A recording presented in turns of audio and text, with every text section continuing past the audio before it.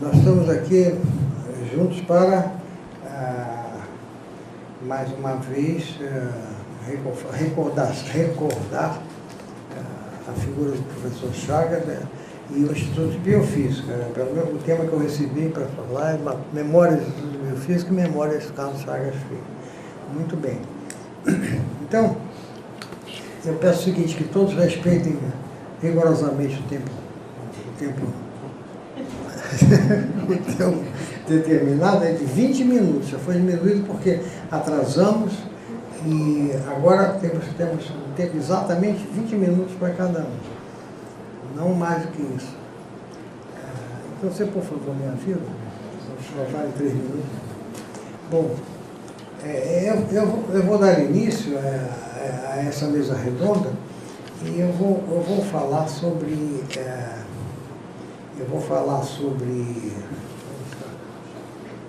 eu chamei de uma pequena história do laboratório de biofísica, porque não é uma história do Instituto de Biofísica. Porque eu vou falar do tempo em que não existia o Instituto de Biofísica. Então eu botei na véspera do Instituto. É uma coisa de 1944, um acontecimento de 44, e antes, e em 45 que foi criado o Instituto. Depois eu menciono mais a respeito.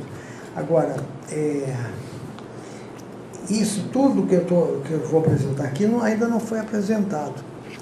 E eu estou até preparando um artigo a respeito para depois publicar numa revista de história. Em primeiro lugar, próximo. Isso aí, calma, porque eu sei que está elegível, mas isso aí é importante porque, se vocês olharem lá o título, está escrito Programa do Seminário de Biologia. Programa do Seminário de Biologia. Então, isso é um seminário que foi organizado em 1943 e por iniciativa do Laboratório de Biofísica.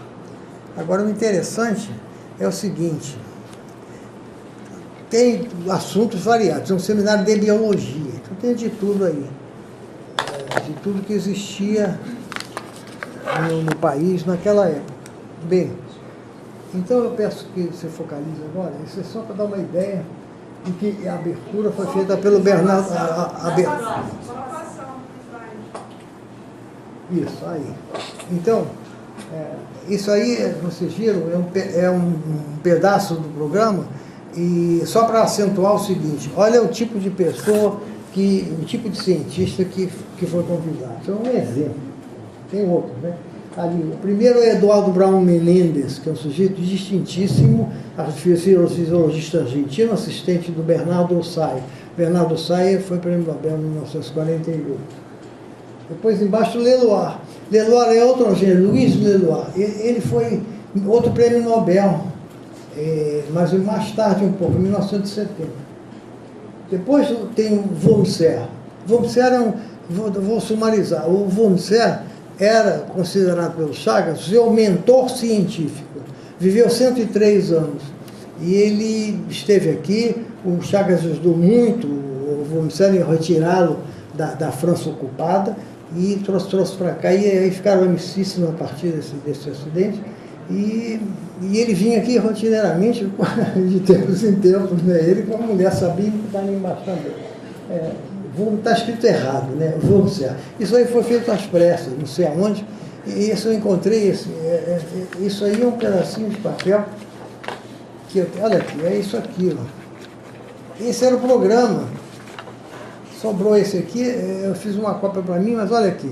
Isso era o programa da reunião, para vocês verem como era interessante, né, a época.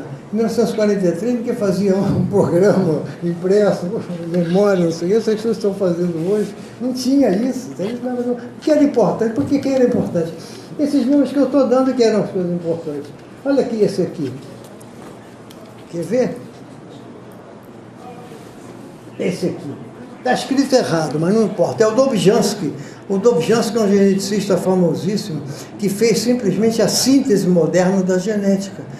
Havia uma divisão na genética entre os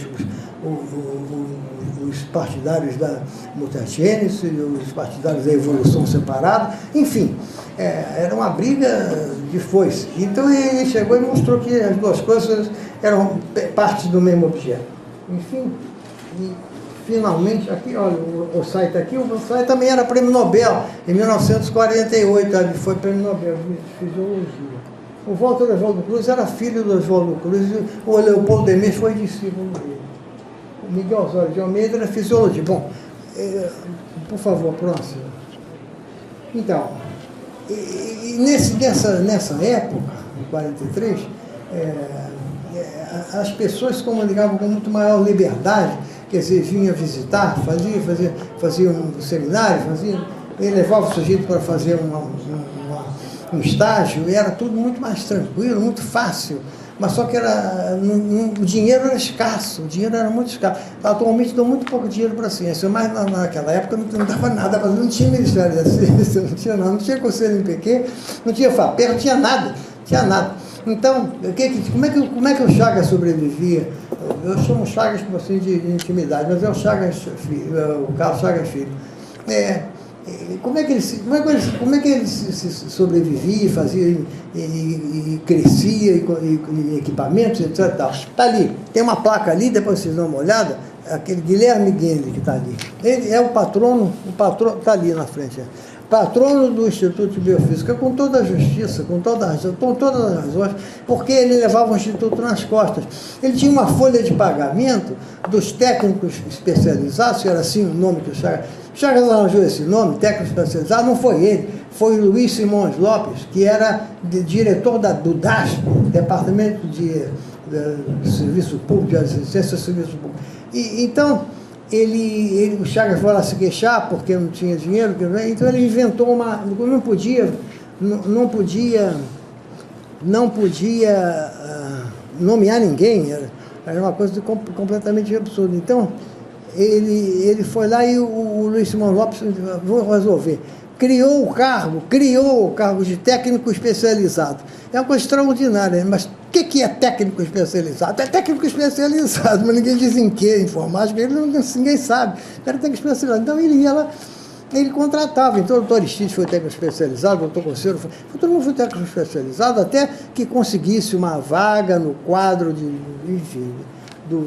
da universidade e tudo mais. Bom, então, era um tempo realmente notável. Aqui no ano seguinte, outra coisa, um evento fabuloso para mim, eu adoro esse evento. É o seguinte, janeiro, isso aqui está bem determinado, isso aqui foi o que determinei, janeiro, fevereiro de 44. Não tem lugar nenhum está escrito. Eu vi lá nos arquivos que foi janeiro, ele ficou 3 meses, pouco dezembro, janeiro, fevereiro. É o Leblon. Quem foi o convidado aqui é o Leblon. Leblon é esse que está aqui, ó. É isso. Esse é o Charles Philippe Leblon. É esse aqui. Era o cientista convidado que estagiou e fez um seminário lá. E o Occhialini é um tipo extraordinário, que também eu conheci, o senhor Elias também conheceu, um tipo realmente extraordinário, não só como pessoa, como principalmente como cientista. É um cara que tem um currículo generosíssimo. Ele inclusive, trabalhou com o Powell e com o Blackett, os 2 prêmios Nobel. É uma coisa, e ele se interessava por raios cósmicos. E aí, ele assistiu a conferência, ele estava aqui fazendo de visita, o Chagas convidou ele aqui para passar um ano aqui, porque ele estava fugindo, ele era italiano, aí em 42, o Brasil ele era da USP, então o Brasil decretou estado de guerra, decretou guerra à Itália, né, como partido aliado, e ele não fugiu da Itália, porque ele era considerado como uma pessoa nefasta. E aí ele era antifascista. E então ele veio para cá, o Chagas trouxe ele para cá, e ele ficou aqui. Então ele, que não tinha nada a ver gostar, assistiu a esse seminário do Leblon. Desse seminário que aí está, isso é uma coisa histórica, porque daí nasceu, daí é que ele começou a estudar raios cósmicos, porque o Leblon expunha o trabalho dele no Instituto de Biofísica, que envolvia, basicamente, como método, a autorradiografia. O que é a autorradiografia? Você injeta no indivíduo, no órgão, no paciente, no tecido, seja lá o que for, uma solução de um composto radioativo que tem a ver com a história que você quer trabalhar. Por exemplo, ele queria trabalhar em tireoide, então ele injetava iodo radioativo e ia seguir o caminho do iodo. Como é que ele entra na tireoide, como é que ele entra, como é que ele vira depois aqueles hormônios todos, né? Então isso era ele era traçadores, porque você ia traçando o caminho do radioisótopo no corpo, né? Bem, e aí o Leblon, o Chialini viu que ele ficou doido. Como é que pode fazer isso? Ficou logo pensando em raios cósmicos, porque ele pode pegar para registrar os raios cósmicos. É verdade. E aí ele disse, bom, ele explicou como é que é. Vocês sabem, é uma emulsão nuclear e etc. Tudo bem, a gente compra agora lá nos fornecedores sem problema. É um processo chamado autorradiografia ou radioautografia. Então, aqui estão, vou identificar as pessoas, que é sempre ruim ver quem não sabe. Aqui é o Chagas, Laura Gouveia Vieira, que era técnica, trabalhava com o Moura Gonçalves, e depois casou com ele, e esse Moura Gonçalves foi o meu primeiro orientador, extraordinário, me ensinou as coisas básicas da pesquisa. Aqui o Wurmser o Chagas chamava de meu mentor científico, a vida inteira. Viveu 103 anos. Aqui o Chialini já falei. Aqui é a Maria Gabriela, que era um parente distante. Ela andou trabalhando na secretaria uns tempos, né? Mas ela era Maria Gabriela Góes da Silva. Mas ela tinha um Chagas lá na família, no antepassado, e ela se considerava Chagas. Depois ela sumiu e nunca mais apareceu. E esse aqui é o Ângelo Lobo Machado, esse aqui morreu nos acidente de automóvel em São Paulo. Esse aqui é o Lafayette Rodrigues Pereira. Ele é filho do antigo catedrático que antecedeu o Chagas na cadeira de Física Biológica. Então, esse é o Coceiro. O Coceiro veio, era um patologista de neurologia, e ele é neuropatólogo, e ele veio para cá e fundou aqui toda a parte de citoquímica. E esse aqui é o Tito Helene Lopes, um figuraço. Se ele estivesse ouvindo, ele ia lembrar muito, ele era muito amigo do Elias. E fazia um sujeito também sempre de boa vontade, sempre risonho, sempre de bom humor. Né? Estou falando do Tito.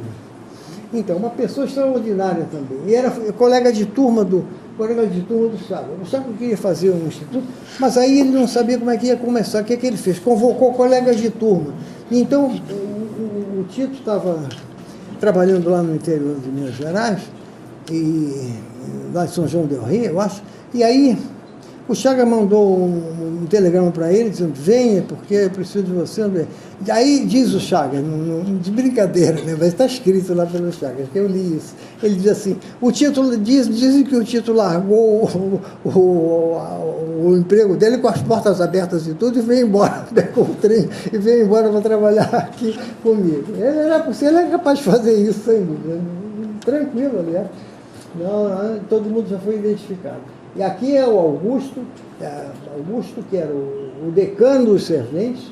Aqui é o Moacir Inácio Rosa, que acabou sendo exclusivo do Aristide de Leão. E aqui o Jorge, que era o pau para toda a obra, fazia tudo. Dirigia, né, uma Fiat, carroceria de madeira. Ele dirigia, ele ia fazer compras, ele levava o doutor Chagas, fazia café, o diabo, tudo, fazia tudo. Então, e estava sempre com um sorriso, né? Isso é uma coisa extraordinária. Ele estava sempre rindo, sempre achando aquilo muito divertido. Bem, então, e a importância dessa reunião aqui é essa, é que isso mudou o curso da vida de um sujeito da estatura do Chialini. É um negócio importantíssimo na história da física, né? E o Leblon fez isso, falou com ele, deu as coordenadas e foi embora para o Canadá, que ele era onde ele trabalhar. E o Chialini ficou com aquela história na cabeça, daí é que ele desenvolveu as novas placas nucleares para pegar o registro dos mesons, do meson pi. e que acabou sendo descoberto, registrada a existência deles, umas placas de emoção nuclear modificadas, e foram modificadas por quem?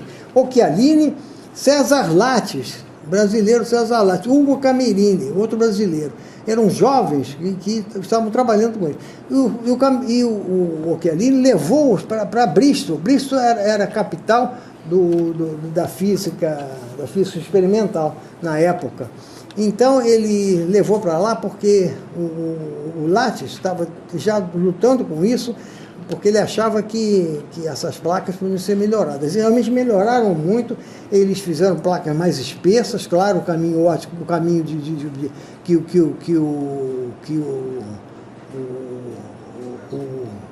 isótopo ia percorrer era maior, então você tinha um trajeto dele, se ele se dividia, se batia em alguma coisa, e você podia caracterizar assim os vários compostos subatômicos.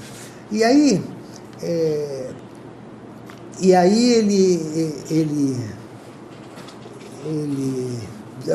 ele convidou o Lattes para ir para trabalhar com eles. E ele foi.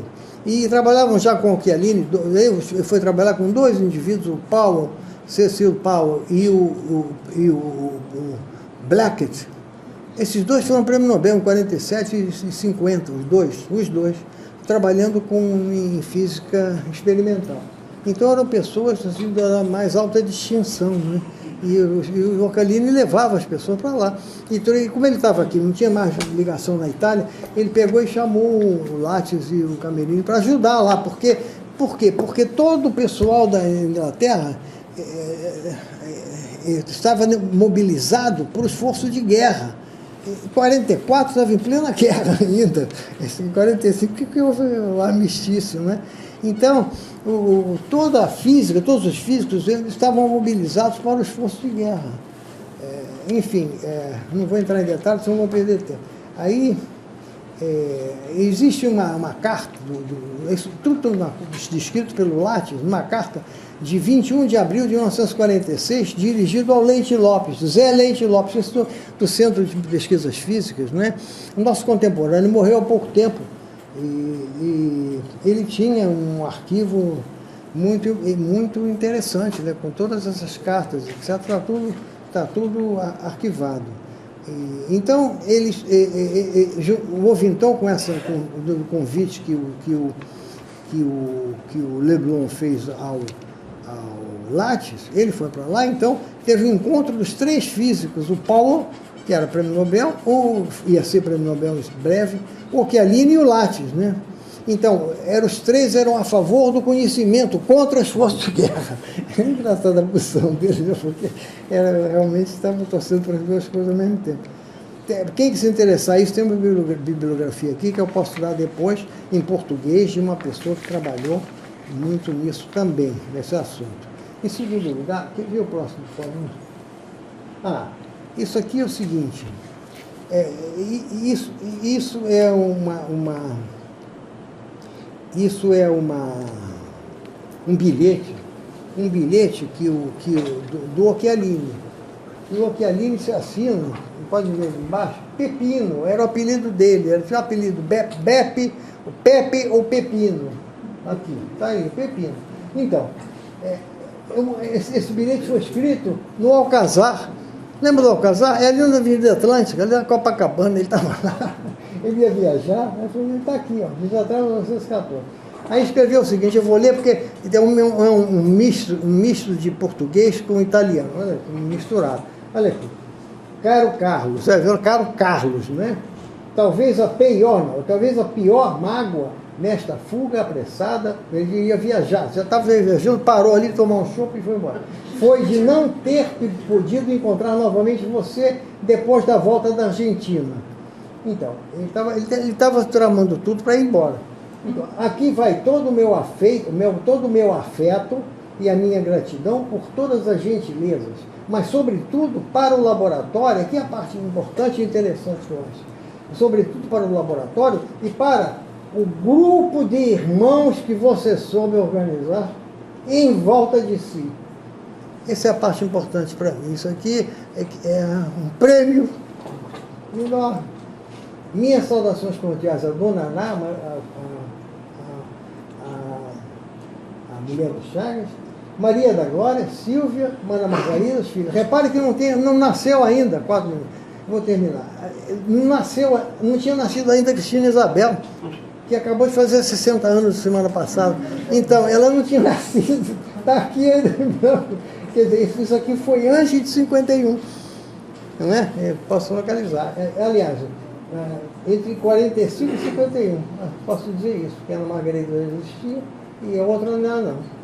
Então, fraternamente pepino. Então, essa é a coisa importante que eu queria ressaltar aqui hoje.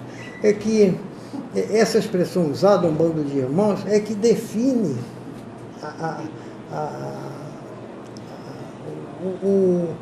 o sentido que o Chagas queria dar a esse instituto. Não era instituto, era a esse laboratório.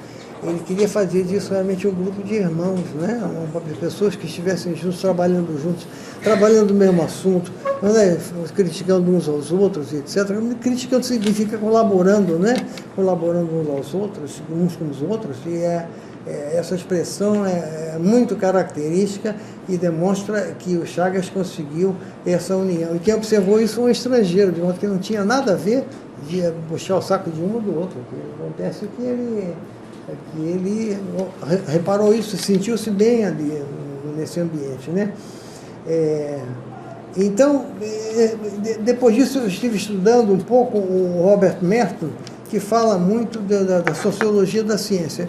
E eu peguei a parte de reconhecimento do cientista, a parte de recompensas que eles buscavam, né, de prêmios, de honrarias, esse tipo de coisa. E aí, de modo geral, as pessoas dizem, não me interessa, eu queria só um trabalho, não sei o quê. Aí os caras dizem, escuta, será que todo mundo só queria trabalhar, não queria ganhar alguma coisa? Há um certo exagero, né, de parte a parte, né? Então tem um que eu observei melhor, que era o Hans Zelli. Hans Zelli é endocrinologista, vocês certamente não conhecem. No meu tempo de estudante, era o papa da endocrinologia, tinha um livro de endocrinologia, lá no Hospital Montgolfier, todo mundo tinha que ler aquele livro, porque era a última palavra em clínica endocrinológica. Bem, então, ele diz o seguinte: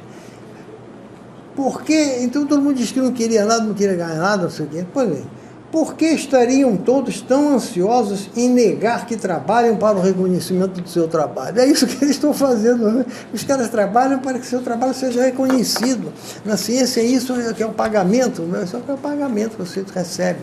Alguns realmente, por exemplo, a Bárbara McClintock não deu mais bola para nada disso, não foi fazer o trabalho dela e acabou ganhando o prêmio Nobel, porque o trabalho dela em 1940 foi tão importante que em 82 ela ganhou o prêmio Nobel por aquele trabalho que ela fez lá. Mas ela vivia sozinha lá em Cold Spring Harbor e pronto. E eu não queria saber de mais nada. Eu não vou casar, não quero ter filho, não quero nada. Eu quero mais trabalhar. Aí eu fico lá trabalhando. E ela era sincera, é verdade, o espírito dela. E acabou que o trabalho dela foi reconhecido 40 anos. E ela já estava viva, só que não recebia. Ela, com 82 anos, ela recebeu o prêmio Nobel, mas não tinha feito nada naquela época, não tinha feito 40 anos antes, né? Trabalhando com milho, né? Então ela mostrou que supôs que as modificações que encontrava no milho, modificações morfológicas, eram devidas a uma transposição gênica, né? Um gene que saía de um cromossomo e ia para o outro, e mudava de lugar, então dava uma expressão fenotípica diferente, nova, uma mancha vermelha, não sei o quê, e aí vai. Então é isso que eu queria dizer para vocês, uma pequena história, curta, mas que é muito tocante para mim. Eu acho que realmente tem uma representatividade enorme na história do Instituto, eu acho, sabe? Então por isso que eu estou escrevendo sobre esse assunto, um artigo que eu vou publicar. Obrigado.